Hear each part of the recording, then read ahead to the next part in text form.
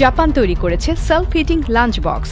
এই lunch box আগুন ছাড়াই আপনার খাবার রান্না করে দেবে। কি বিশ্বাস করতে কষ্ট হচ্ছে? হবেই তো, কারণ আপনি বাস করছেন বাংলাদেশে। এখানে এসব কল্পনা করাও দায়। কিন্তু আমি বলছি জাপানের কথা। প্রযুক্তিতে যারা আমাদের শত বছর পেছনে রেখেছে।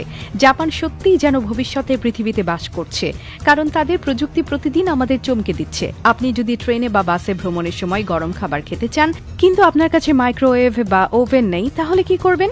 এই সমস্যার জন্যই জাপান তৈরি করেছে সেলফ হিটিং লাঞ্চ বক্স, যা বিদ্যুৎ বা গ্যাস ছাড়াই আপনার খাবার গরম করে দিতে পারে। সাধারণত আমরা যখন বাসা থেকে খাবার নিয়ে বের হই, তখন কিছুক্ষণের মধ্যেই সেটা ঠান্ডা হয়ে যায়, ফলে সেই খাবারের স্বাদ নষ্ট হয়ে যায় এবং খাবার ইচ্ছাও কমে যায়। কিন্তু জাপানের এই অদ্ভুত প্রযুক্তির লাঞ্চ বক্স সেই সমস্যা দূর করে দিয়েছে।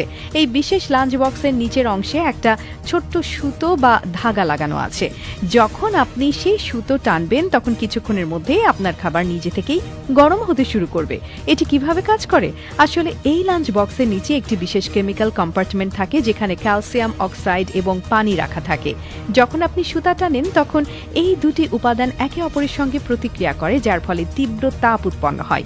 এই তাপ খাবারকে দ্রুত গরম করে দেয় এবং আপনি কয়েক মিনিটের মধ্যেই গরম খাবার খেতে পারেন, একদম ওভেন বা স্টোভে গরম করা খাবারের মতো। এই প্রযুক্তিটি শুধু ট্রেনে বা বাসে ভ্রমণের জন্যই নয়, বরং এটি অফিস, ক্যাম্পিং এবং দূরপাল্লার ভ্রমণের জন্য অত্যন্ত কার্যকর। অনেক সময় আমরা এমন জায়গায় থাকি যেখানে গরম করার জন্য কোনো ওভেন বা চুলা থাকে না। সেক্ষেত্রে এই সেলফ হিটিং লাঞ্চ বক্স এক অসাধারণ সমাধান হতে পারে। বিশ্বের বিভিন্ন দেশ, বিশেষ করে চীন, দক্ষিণ কোরিয়া এবং আমেরিকার কিছু অংশেও এই প্রযুক্তির চাহিদা বাড়ছে, কারণ এটি শুধু একটি নতুনত্বের বিষয় নয়, বরং এটি খুবই দরকারি এবং বাস্তবসম্মত প্রযুক্তি।